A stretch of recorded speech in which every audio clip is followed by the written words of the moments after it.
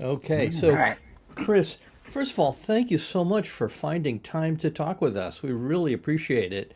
You know, Barbara and I have been putting in, Barbara especially, many hours with your To Shiver the Sky, which is a spectacularly wonderful piece of music. It's such a rich oratorio that we can talk about. But we just wanted this chance to get your thoughts on it. And Barbara, of course, is the musical director. She's the conductor. I've been doing the visuals, and we think we've got a pretty interesting performance here. I don't know if you had a chance to watch any of the visuals. I did, yeah. It looks great so far. Yeah. I mean, I saw it. Actually I saw an earlier draft of it as well Yeah, too when my manager sent it to me. So yeah. it's actually very flattering that you're putting in all the work. Yeah, well, it's a joy, and why don't I turn this over to Barbara because she's the real, the visionary behind this. And Barbara, I know you had some things you wanted to say, some questions, and I think this will just be a conversation, and we'll see where this goes. Great. Is that okay? Yes. Just as a segue, does every group that does this um, well, not everybody has somebody like Dan who just happens to live around the corner, but do they usually present it with videos? Or No, I mean it was I think we did it for the world premiere concert, and that was the US Air Force band that put on the world premiere. And they had a lot of they had a big, visual team as well, audio visual team. But generally speaking, no, it's I mean, from what I understand, people just kind of do it without extensive visuals. I mean, the visuals are a lot of work, Yeah, like there's a lot to do. And I mean, I think the piece is one such that, it has a lot of, I mean, there are built-in prompts as to what one could do with the video, yeah, essentially, yeah. right? And certainly when I composed it, I had a lot of visuals in mind specifically, like movement 6, to the moon Yeah, is sorry, to the stars to the is one stars. such Yeah, example. Yeah, yeah. I mean, like it was definitely based around Jules Verne and early science fiction filmmaking. So yeah. yeah. Yeah, well, I'm curious about whether you referred to visuals while you were composing. I mean, I'm thinking, for example, about the Hindenburg and the Zeppelin, and it's it is so powerful visual, and I end up finding a recording of when it was approaching, when it exploded, the falling down, and then the carcass of it as it burned, and it just goes so perfectly. We've been aligning it with the Royal Philharmonic, and it Mm. just goes so perfectly. It feels like you might already have been watching that while you were composing. I'm just wondering what visual stimulus did you use? I use a lot, honestly. I mean, I large like if you think about it, my background is largely in the scoring world. I mean, that's where I first sort of cut my teeth, so to speak. And I mean, in that world, you are essentially handed visuals, and you were told come up with music to accompany these visuals. So yeah, and there, like you said, there's no shortage of visuals that one can use for inspiration with this particular piece. It's a lot of it is very specific to certain points in history, or certain points in history, or certain people in history, and so you can delve very deeply into those particular moments. And I just find that visuals give me inspiration a lot of times. They Hmm. set the tone for something. Oh, the humanity. Yeah, I think I did gather together a few different visuals. Um, and you see some of this because I also had some lyric videos made of, Yep. of a lot of these movements.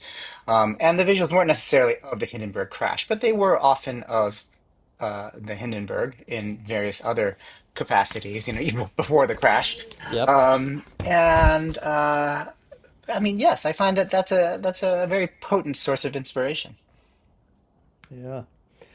Barbara, I know you wanted to talk a little bit about the challenges of performing with a smaller, we don't have the grand, Hollywood Bowl Hmm. and so on. And well, I also, as you're talking, obviously in preparing any work, you learn a lot as through the process of preparing it. But this one, and I've been doing this a long time, so for me to say this is the piece that has evolved more. And your Lost Birds did too, but this one obviously is much bigger because I wanted to do this a year ago. And then as things began to develop, well, Dan appeared. We have to go over how it is that we first hooked up because he's just been amazing. And as we've been peeling this back, and I realized the sources of your text, we've had people do reports on each of the sources. So, oh yeah, what was Dante writing about here? Uh, what's this referred to? So that for us in the chorus, it's been such a broadening of awareness about lots of things and delving into history. I didn't realize that Daedalus, for example, was such a craftsman, known for that. I mean, I knew the basic myth, but so all of us have learned a lot from, as you say, the various sources. I enjoyed reading about Yuri Gagarin. Oh my God, what an amazing person! So just the basic materials has been dealing with that has been an interesting project for all of us. And then once Dan got involved, he brought this whole other level of his understanding, his vast visual resources from all things. So that, for example, and he's been creating them in sequence, the visuals. And he's been coming to literally every rehearsal and just sitting there quietly, and then I'll go home and do a video for us and show us the next week. And I remember the second one, which is the Hildegard von Bingen. And I don't know if you've seen it yet, but what he did was to take images of, the questions, who lives up there? And so he has just culled from cultures, all time, all cultures, images of angels or speculation about who is up there. And it ends with this beautiful, familiar kind of image that just brings a smile to everybody's face. And it so reinforces your ecumenical theme, which is this belongs to all of us. And, some people were grousing about, oh, why do we have to do Polish or Sanskrit or something? But it's so important to the whole point that this earth is one and that this project, it's one. So I have found that through the process of every rehearsal, I learn something else. I really mean that, no matter how much I prepare. And Dan surprised me twice recently. One was we have had a couple people kind of be disturbed at how vivid the Hindenburg, and obviously the death, I've become death, but the Hindenburg, in my head, I think because the music was bum, bum, bum, I was having it be very dramatic, and I looked up more about him, but I didn't realize that I was trying to fit him into a World War II category. And so that the air raids and everything were like a bombing on civilians. And then Dan showed up 2 weeks ago, and there's the Hindenburg. I remember my parents talking about that. And like he says, this is utter collapse. And we've also been talking about oohs and ahs. You use that a lot, the oohs for the chorus in different situations, and how incredibly expressive that neutral syllable can be. There's all kinds of oohs and ahs. So he completely changed my understanding of that because I just didn't realize that that's what the music was about. And so I appreciated that. And so we've had a very different journey because of Dan's involvement in it. And it's been so broadening. And I don't want to dominate this, but since Dan mentioned it, yeah, these works are composed and conceived as having everything at your disposal. But I can tell you that a smaller group like ours has gotten a tremendous amount out of this. And just this morning, I hope you let me share this with you. Please. One of the tenors, and we don't have a lot of them, but, oh, okay, this is in recent. Dan sent out his video for the final movement. So And we choose to go to the moon, and now, of course, we're on Of our way course. to the moon, Here we are again. it's Yeah. Unbelievable. That's right. And so I had them send it out to everybody, and I said, "Watch this," and because honestly, I have had trouble with the last movement. That's my least favorite because it's very rah rah, and I don't like it right now, especially. And Yeah, yeah. so anyway, so he sent out. So we haven't, and it's very episodic. So for the chorus to rehearse, it's a little harder. Oh And yeah. That's so I, long. yeah, it is. So um, I've kind of avoided it, and then started the day with Dan's video, and it was so exciting to see it all put together. Even though I know it, it's very different. And had him send it out to the chorus right away. So I got this a couple hours later. I'm glad I watched Dan's extraordinary video today, so I can get the crying out of the way. Tears of Tears of emotional catharsis that I'd rather shed now, so I can harness my emotions to sing it with the full effect of Barbara's dance and our extraordinary venue deserves. Those many who attend will be profoundly affected by what we do. Thank you, everyone. This piece has been hard, like any great challenge, but oh so rewarding. I can't wait to perform it. I am convinced this will be the best choral experience I'm likely to have, even after decades of singing so many other works. I assumed Dan would reference the Artemis mission, but I still was not prepared for the emotional weight it carries on top of the other images, video segments, and of course, Christopher's music. So, Yeah, you know, you yeah, go ahead. yeah, I'm I, just saying that even a small group, and there are compromises we have to make due to venue and budget and all that. But it doesn't matter because it's very, very meaningful to everybody who's exposed to it. And can't thank you enough. That's terrific to hear. Yeah, really.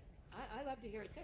yeah. So I'm curious, Christopher, how often is this performed in its entirety? I know, for example, the same day we're performing, April 19th, I believe Carnegie Hall is doing Il Sogno di Volare. But how about the entire To Shiver the Sky? How often is that? I mean, it's a spectacular, bold, and ambitious piece, and I know when it came out as a recording, it was top of the charts. But to perform it is a challenge, and I'm wondering how often is the full thing done? Yeah, on a certain level, it is sort of like my Mahler 8, you know? It requires enormous forces. Um, uh, I don't truly have an accurate idea of that. But the number of performances have increased. My work has sort of caught on recently in recent years. Good for you. And I've seen more and more big performances of things like To Shiver the Sky or The Drop to Contain the Sea. Those two in particular, and The Lost Birds actually has been getting a lot of performances because it's smaller. But I would say a few times a year. And kind of all over the place. I mean, I think the last performance I know of was in, I want to say either Australia or New Zealand. Um, you know, and I think that now that there is actually a smaller orchestral arrangement of it too, that will help, I Oh, think. Well, no, I mean, which one are you doing? Does it have double winds and like the full brass and everything, or is it? Yes, It is okay. all I thought Um, it was. I was going to ask you because, or beg you, because we don't have five percussionists and they don't oh have yeah, yeah, belts. This sure, sure, sure. or I mean, obviously, I prefer the bigger accompaniment, but there is a smaller one that I did. you're kidding. Oh, I don't know, late last year or something like that. yeah, because Um, Barbara has been putting in many, many hours trying to figure out we don't have an organ. What are we going to do? We oh, don't you have. no, you can ditch the Yeah, organ. The organ's totally optional. I totally get yeah. that. I mean, I think the strings and brass are a huge component of it. As in many of my works, really. But yes, I understand the challenges. A lot of percussion, I mean, is very indulgent, like to have five percussionists. So yes, there are definitely a lot of challenges in programming it, which is why I think, people will typically do Sonia de Volare, and then, that's kind of it, right? But Sonia de Volare gets done a lot, yeah. actually. So, Well, yeah. Astronomy too, I think. oh, it's so beautiful. But that's where Thank the you. organ, because it said in the list, organ, optional. But Yeah. in my full score anyway, there were no instruments that cover. the organ part there. Seriously. There should be. There should be something that's like optional. I did arrange it at one point where woodwinds actually cover what the organ plays. Um, so mm, Not changing now. maybe the version you have doesn't have that. I don't know. Yeah, yeah. There are a lot of different editions floating around, which is why it makes it kind of complicated as well. Oh my gosh. Well, we're going to use this Roland. Yeah, totally. It doesn't have pedals. It has a beautiful sound, but no pedals, so we're employing the. Just have the low strings. Just hold that A. Yeah, it's totally fine. Yes. Um, but I'm not kidding. That was one of my requests. If you could make it with slightly less requirements, orchestral requirements, but And I and in think. I fact, mean. Barbara's put in so much work on this that if what you've done, Barbara, you could share with Christopher, it as if maybe you already have it, as you've just said, but if you're creating a smaller version, the work that Barbara's done might help you, uh, think through that. Well, certainly, yeah. I'd love to see what you did, Barbara. Yeah, for sure. yeah, well, So I wanted to ask another question to you, Christopher, about the emotional flow of this entire piece. To me, this is just, I mean, I've listened to it over 100 times, as I'm doing it and fine tuning everything. And I never tire of it. I never Great. tire of any of the movements. And I love how they flow in dramatic ways, like from courage to become death. You have a break there. Sure. It's not Attica there, but it's Yeah. still it.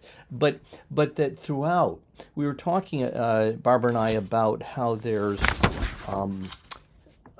this sort of decision, like you highlighted in "We Choose to Go to the Moon," where Kennedy is saying this can be an instrument of peace or terrifying war. Yeah. And we have the same thing in "Oh Humanity," where he's saying, "We have perfected everything and it's going to be wonderful." And then through a tragic fundamental flaw in their design of using hydrogen, it blew up. It's sort of the hubris, you know, and and this is, I find it so emotionally uplifting.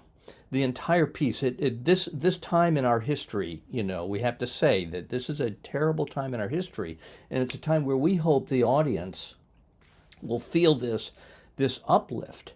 But I'm just wondering, how did you go through? I know it was composed over a few years and you had different parts, but how did you conceive of this incredibly well designed sequence of these 11 Mhm. movements? Well, thank you. I mean, I will say this is, I was an English major and I did a master's degree in interdisciplinary studies in humanities. And so I've Oh, read a lot and yeah. I've found different ways of connecting all the dots over the course of my career. And so a lot of this was just ideas that I'd been sitting on for a long time. I think when I was a college student, I was sort of captivated by an early lecture I had where we talked about cathedrals and how cathedrals were essentially our sort of way of, building, raising ourselves to be closer to God, right? I mean, it Yeah, was it was yeah, just our way of doing that. And I think as I started thinking about what this piece could be, and looking into things like certain key figures in aviation, like okay, so let's say John F. Kennedy, for example. We'll start there, yeah, and his speech, that unlocked other ideas, which led me to research other things, which led me to draw connections. So, for example, Jules Verne and John F. Kennedy, like mm-hmm, and the connection there, right? mm-hmm, That Jules Verne essentially paved the road for JFK to unite a nation behind this idea of space exploration because science fiction was such a popular part of imagination, in the I guess in the late 60s, yeah, that by the time he made this proposal to the citizens of America, that we were ripe for taking on that challenge because we had sort of been prepared for that. And Jules Verne was the original science fiction yeah, writer. So I wanted to make that connection. And so there are the thematic devices So whenever I think something like, okay, I've got this conceptual, connection between Jules Verne and JFK. We need to find a musical way to connect them. So at the Mm-hmm. very end of To the Stars, you get this da da da da da da da da da da, motive, right? Which Yeah. comes back as space is there at the Yeah. very end Yeah. of Yeah. and so a lot of what I try to do is to make these connections thematically and conceptually, but then reinforce them with the music so that it Mm-hmm. actually makes sense. And what you'll find is that there's no shortage. If you're talking about the history of our our ambition to be amongst the stars, there's Mm-hmm. no shortage of philosophy behind, what everyone was trying to achieve and how everyone fit as a piece of that puzzle. And the one regret that I have is that I couldn't include more chapters in a way. I mean, there's Yeah. so much that can be said. So many people who are sort of overlooked in a way. Um, it would have been an even more enormous piece that would Mm-hmm. be even harder to program had I done so. And I also wanted to make sure that I wasn't doing something that was just okay. Here are the pilots. Here's Neil Armstrong. Here's so and so. I Yeah. mean, we have to tackle this idea not just from the sort of aeronautical and astronautical standpoint, but also the philosophical and religious standpoints as And well, from the and heart. so that's why we have Hildegard von Bingen. That's why we have Copernicus. That's Yeah. why we have Dante. I mean, and so like it's one of these things where it's an endless rabbit hole. You dive into one thing, you find connections with other things. It leads you down another path of research, and pretty soon you've got a pretty rich text full of concept. And I like to do this in my works because it's all well and good if people just want to be there for the music and sing the notes. I try to take care of them. I try to write, you know, exciting pieces with hummable melodies and drama and all the things that I think make for great music. But if you want to delve a little further, there should be a secondary or tertiary layers of meaning that you can explore. And it sounds like you did a lot of that exploration, Barbara. So I think that's what makes a great work, something that works on all levels. Just, the level of just an enjoying listening experience, but then levels of deeper philosophical thought, connection, and architecture. Like, I'm a big fan of things that have a really concrete structure and make a ton of sense and have themes that reoccur, So, I Yeah. mean, and I think you get a lot. I think We Choose to the Moon, it's really the apotheosis of a lot of the Yeah. themes, a lot of the material that comes from everything from Sunita Valari all the Yep. way up to, Yep. all the way through the piece, right? A lot of it comes together. Yes. And it's So, also it's musically echoed, but it mhm, also is emotionally echoed. yeah. That throughout there's this theme of challenge and success and failure and uplift and the courage that I mean we just love that the Amelia Earhart's message, and Hmm. it just what we tied in that is certainly there's scenes of her flying. But then we went back and looked at women of courage throughout history. Rosa Parks, Mm, in the bus, hmm. Eleanor Roosevelt, and um, oh, what's her name? The woman with the gorillas that I'm suddenly blanking on. Jane Goodall. Jane Goodall, yeah. And it's so that we're trying to tie together that emotional theme, and it's that the emotional theme and the heart, and I call it helium for the soul. They Mm, were trying to in these tough times, and hmm. I think it's so important to give this uplift. I hear that. I definitely hear that. And I also thought about this another theme, if you want, that has um, come through so clearly for me is the emphasis on individual, inside individual, like the courage or Copernicus, but the importance of you don't do this alone, the we. And even the title of the final movement, We Choose to Go to the Moon. I was thinking, well, which is the most important word? Choose. But the we is equally important. And I think the music, you know, the texts that you choose are so rich that they allow for further and further circles, like throwing a stone out there and watching the ripples. And when we did the Lost Birds, everybody fell in love with again the text, the music, everything, and we brought in for the performance uh, Audubon, Mass Audubon people. Mm. I sort of remember this. Yeah, yeah. Yes. And that was the first time that we showed simultaneously the text because when I went out to California to see your premiere of that, that's what I missed because I knew the text, but the texture of the music is such you don't hear them. So that started this whole other thing for us, which is made a huge difference for the audience, no matter what you're doing. So this time we're I lost it. Oh, again, the way things work out, we're very close to Concord, Massachusetts, and right in there, there's a photographer that Dan can speak more about, astrophotographer, but she had an exhibit at a local museum in Concord that she calls Ancient Light. And Dan will tell you more about her, but she will be talking, the first half of our program is going to be two operatic arias because we have really good soloists. So from with there, the opening one where he speaks about the rapture of the earth and the beautiful garden and stuff, and then Rusalka's Song to the Moon, which is the opposite. But they're both about yearning and love. And then we'll have the Dan and Marcia intermission, and then we'll do our piece. So again, it's in a larger context for the community, not just us singing. So we're not just singing on Monday nights for ourselves, but I think it also makes us feel a purpose because you have a purpose in the piece, which is really cool.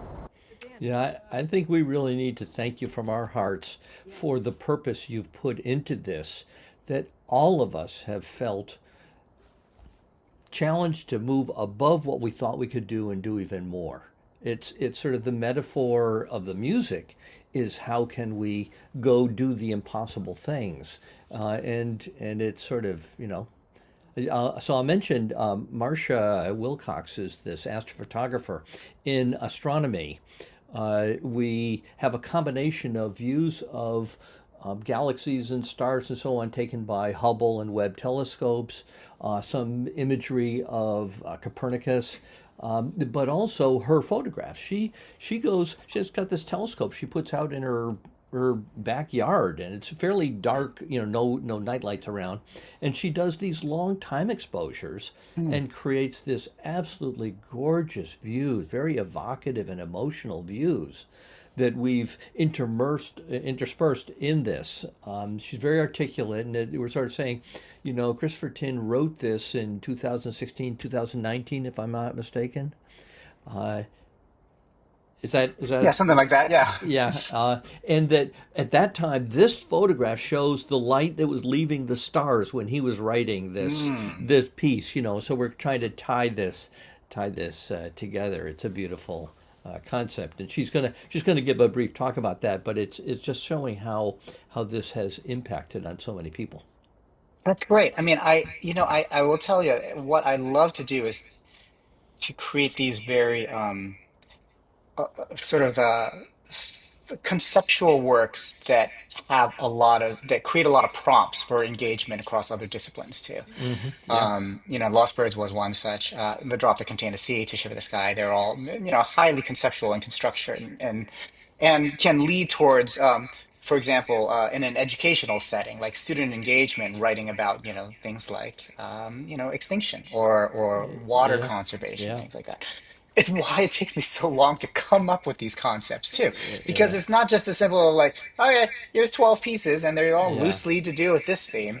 yeah, There's got to be a lot more to it if you're going to do something that, I think of like as a concept album.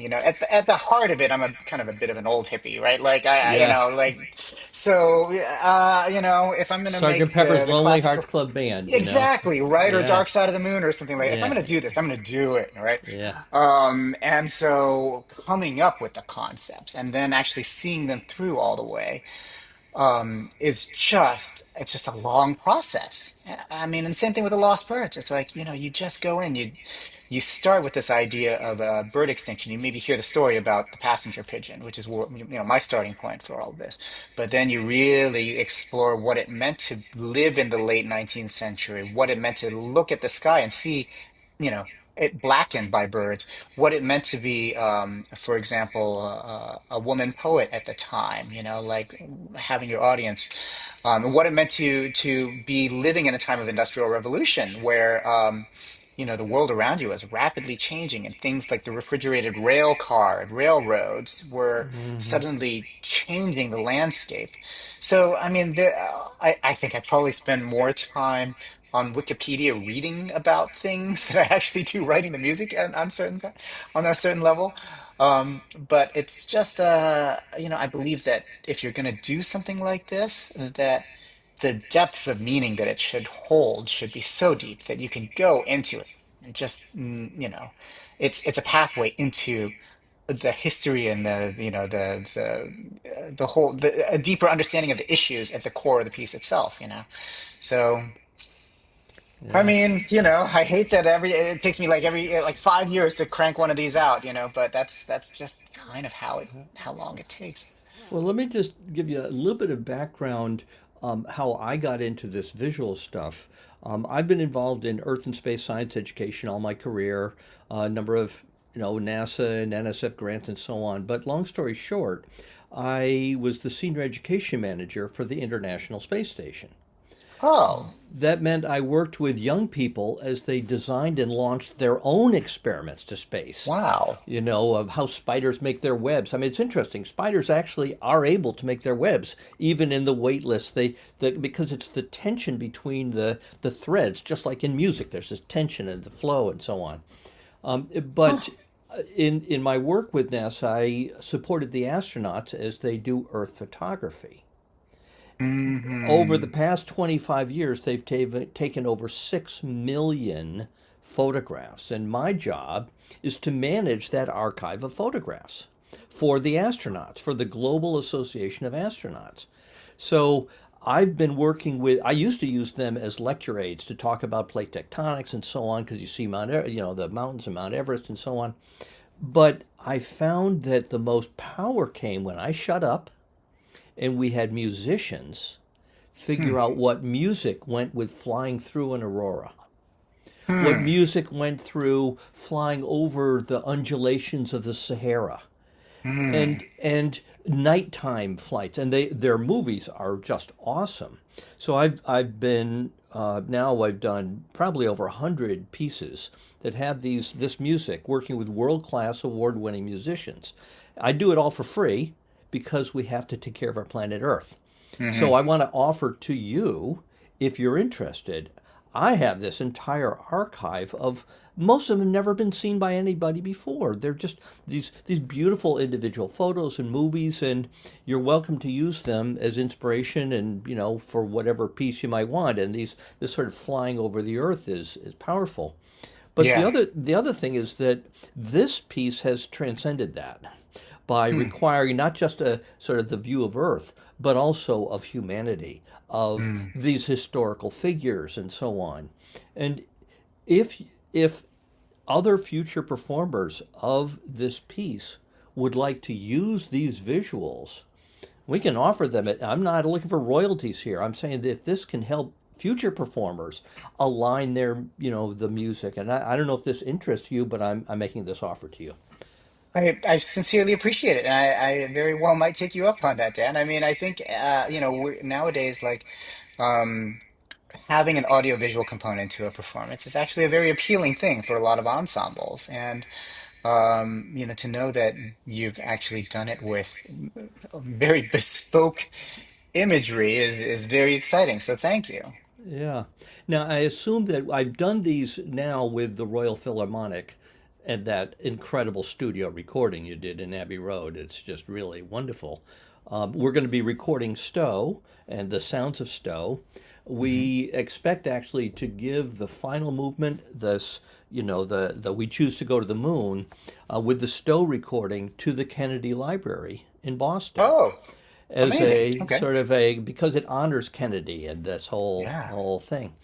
But I don't know. Is the Royal Philharmonic? I assume their recording is proprietary. I don't know if they're interested in using it because they're already aligned to their music.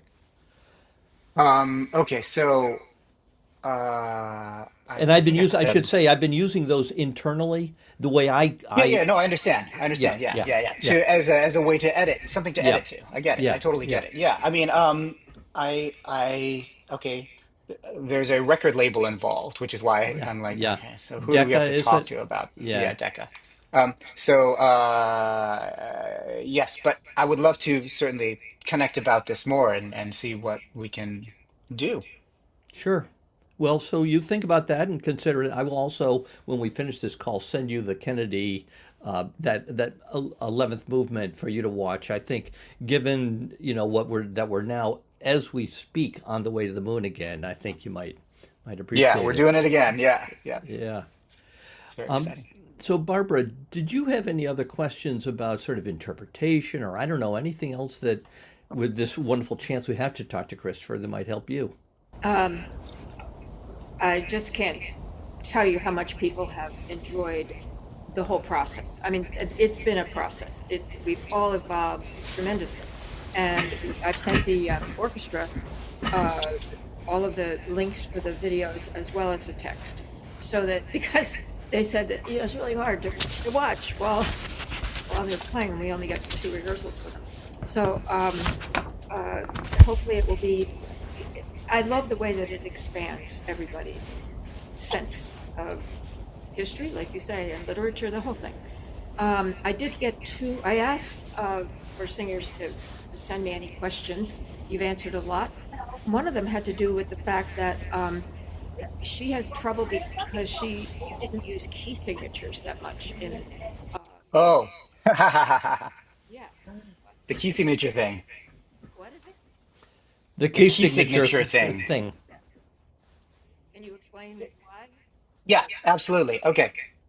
Um, First of all, uh, in pieces that modulate a lot, key signatures is just not practical. Um, so the Lost Birds, for example, did use key signatures and actually regretted using key signatures with the Lost Birds. I mean, there's certain movements like bird raptures, for example, or yeah, bird raptures, that modulate a lot. The saddest noise.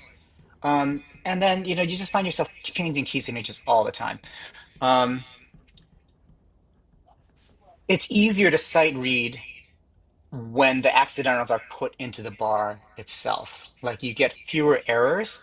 And this is especially true when you're making a recording and an orchestra just shows up and there's sight reading essentially off the stands. And so it's a convention that is borrowed from sort of the studio world where you actually don't use key signatures. If you go to any scoring stage in Hollywood or any movie or any video game or anything like that, you will not find a single key signature because it reduces the amount of errors. And the moment somebody plays the wrong accidental, then you got to do a new take, right? So that's largely that's the main reason, the two main reasons, I suppose.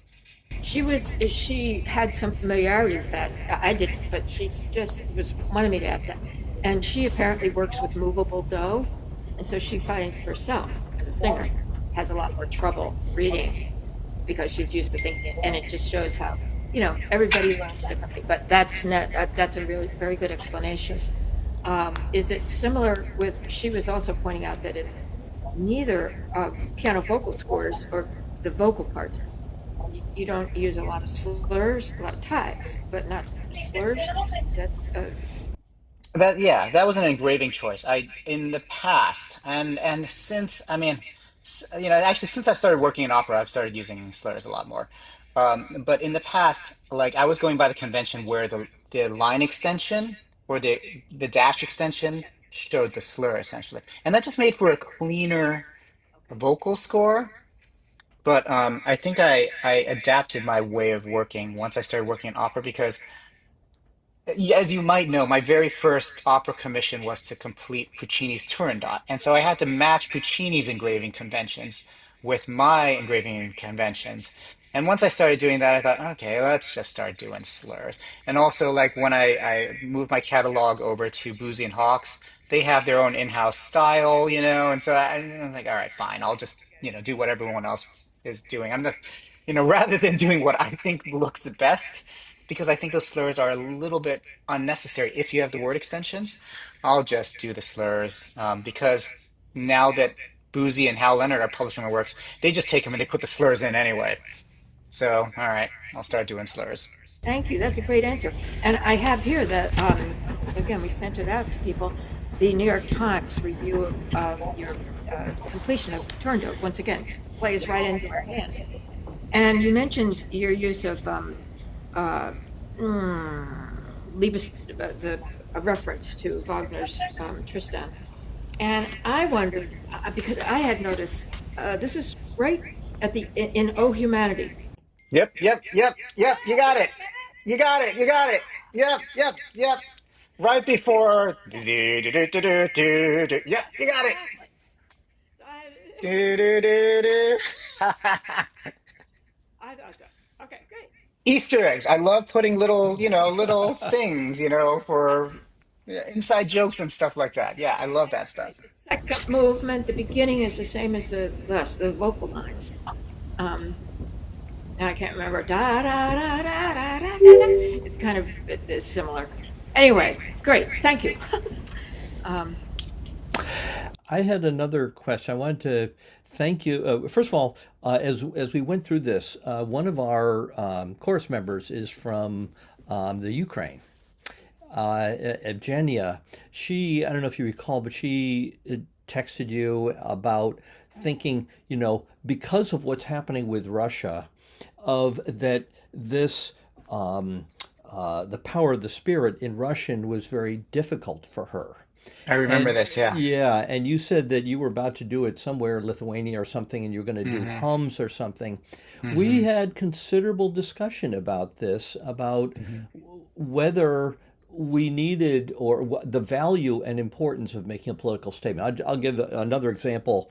One of the movies that I did with a chorus was done at the Kennedy Center in Washington shortly after Trump took over. And we debated whether to cancel the performance or proceed. We decided to proceed because it was important to express this, that it was all about life, humanity connected, and so on. But since then, many performers have not have canceled at the Kennedy Center, and that has led to, in my opinion, some very fortunate strength that the artists have shown in battling against this. And so that came up in the context here. Should we make a statement here? And Evgenia was very heartfelt and felt that we should turn face the other way or do something. And yet, to be honest, while having compassion for the importance of political statements, I I felt that the words in that are so humanity come together. This is not Putin. This is Gagarin, the first human being to orbit Earth, who plants a seed saying humanity, this is the power, the spirit of man. This is what we must do. And so we ended up, after some considerable discussion, deciding to proceed with it. But I'm wondering if this kind of political question has come up before. Well, it's certainly come up now. I mean, Yeah. now that, yeah. And I leave it to every individual ensemble to discuss what feels right based on where they are, who they are. I mean, I'm doing two concerts in Lithuania in December, and I think we are actually looking to replace the Gagarin words with a. We're trying to find some sort of Lithuanian poem about freedom or individualism or something like that. Hmm.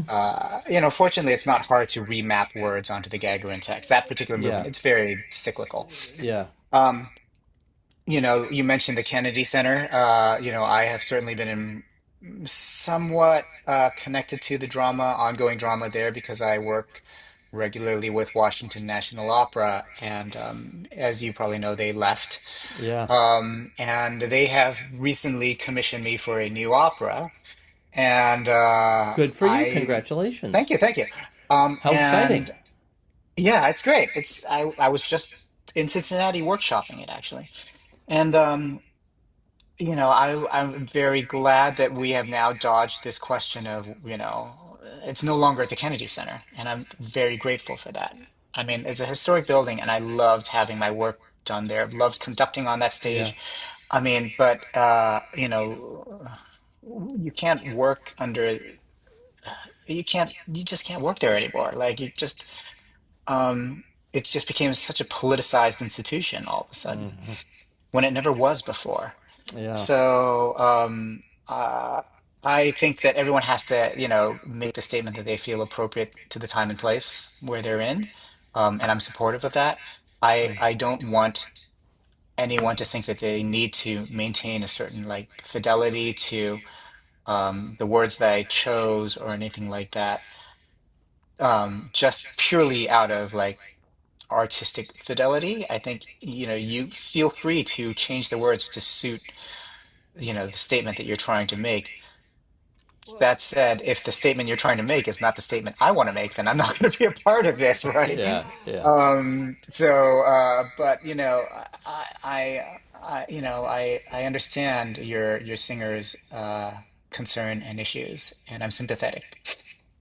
yeah, and this issue had come up right in the beginning because that was one of the first movements that we looked at, and so it kind of was on hold, and then it came up again maybe 2 weeks ago, two rehearsals ago, and I found my own reaction, which had been was just absolutely solidly in favor of singing it because by that time we had we were bombing in Iran. And to me, there is no difference. And if anything, our actions confirm that so I don't know. But again, it's a way in which your piece has caused all of us to evolve and to reconsider a lot of stuff, which is good. Um, so Yeah. I had two quick questions. Can I just follow up on this for just for a moment? That um, what was I going to say? Oh yeah, that there are different ways to protest. One way to protest is to say this thing is bad, and the other way to protest is to say this thing is good. That thing is bad, and so Mhm. in my view, what we're doing is saying that we are affirming the human aspiration.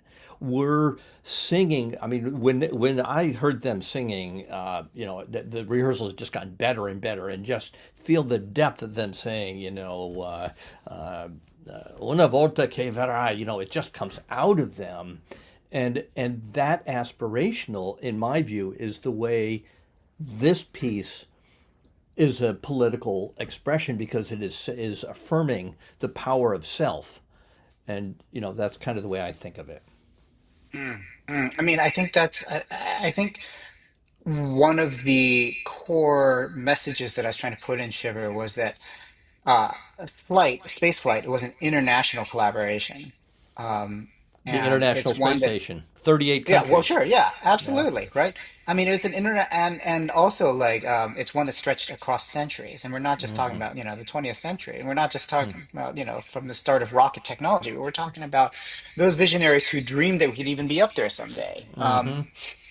And so, I mean, I think Gagarin's words are spoken from more of a humanistic perspective. It wasn't Hmm. nationalistic what he was doing. It was, the words that I chose were not nationalistic. They were like, Hmm. I have seen what the Earth looks like from outer space. I'm the first person to see this, and we have to defend this. We have to protect this. Um, I can only speculate what his thoughts would have been on, the current state of affairs, but I think that like I deliberately tried to choose the most aspirational things that were said by these people because that is, I think of what we achieved by putting a man on the moon as kind of the greatest moment of humanity right there. Hmm. Holy cow! Like we basically defied the boundaries of our own existence on the planet. Like, Hmm. we and there's what a stunning thing to have achieved. Really, truly one of the most stunning things. Well, another aspect of that Dan's videos in that particular movement, he starts with a couple of photographs of Yuri as a little kid, and then you see him getting into this tiny thing with, and and you just that so relates to courage, which again by showing Amelia getting into this little prop plane, the massive achievement that it is still one. It comes down to an individual too.